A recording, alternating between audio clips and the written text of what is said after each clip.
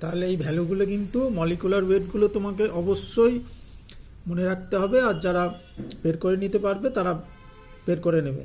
Calcium বাইকার্বনেটের 162, magnesium bicarbonate 146, এই molecular ওয়েটগুলো কিন্তু মনে রাখতে হবে। ক্যালসিয়াম কার্বনেট তো লাগবেই, দেখো 100, ঠিক আছে, এটা আমাদের কিন্তু লাগবেই।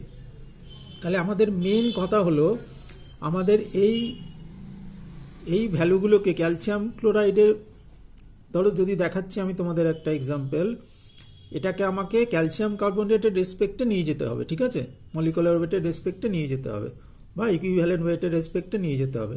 তাহলে কী করবো, ক্যালসিয়াম ক্লোরাইডকে কার রেসপেক্টে নিয়ে যেতে হবে, ক্যালসিয়াম কার্বনেটের, ঠিক আছে। তাহলে ধরো 20 গ্রাম, কোনো জলের দ্রবণে 20 গ্রাম ক্যালসিয়াম কার্বনেট আছে, ক্যালসিয়াম ক্লোরাইড আছে 20 গ্রাম, ক্যালসিয়াম ক্লোরাইড আছে 20 গ্রাম, ঠিক আছে। তাহলে কি করব, দেখো 111 গ্রাম calcium chloride equal to 100 gram calcium carbonate. তাহলে ক্যালসিয়াম কার্বনেটের রেসপেক্টে নিয়ে যাব। তাহলে 20 গ্রাম calcium chloride, 20 gram calcium chloride equal to, একবারে করে দিচ্ছি আমি, হ্যাঁ, 100/111 দেখো ইন্টু 20। এবার আমি যখন অঙ্কটা করব তখন কিন্তু পিপিএম বার করব, তখন কিন্তু এইটাই ভ্যালু নিয়েই করব। যখন পিপিএম বার করতে যাব হার্ডনেস, তখন কিন্তু এই ভ্যালু যেটা বেরোবে এটা নিয়েই করব কিন্তু।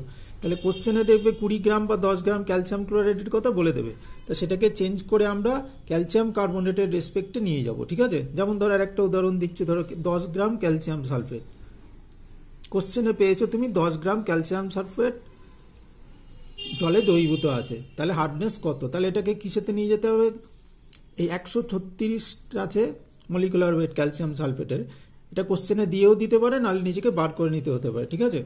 তাহলে কি লিখবো, 136 গ্রাম calcium sulphate equal to 100 gram calcium carbonate, নিচে ক্যালসিয়াম কার্বনেট 100 গ্রাম, এটা কিন্তু মনে রাখতে হবে, ঠিক আছে।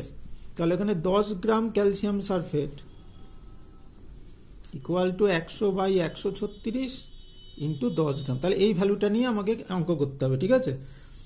তাহলে 1 পার্টস পার মিলিয়ন, এটা আমাদের মাথায় থাকতে হবে। 1 ppm equal to 1 part of calcium carbonate, এটা দ্বিতীয় জিনিস মাথায় রাখতে হবে, ঠিক আছে। 10⁶ পার্ট অফ ওয়াটার। তাহলে এক্সাম্পল বলছি 20 ppm means that 20 parts of calcium carbonate in its equivalent 10⁶ part of water. তাহলে 20 গ্রাম আছে 10⁶ গ্রামে, বোঝা গেল। এটাও কিন্তু ভালো করে দেখে নেবে, হ্যাঁ।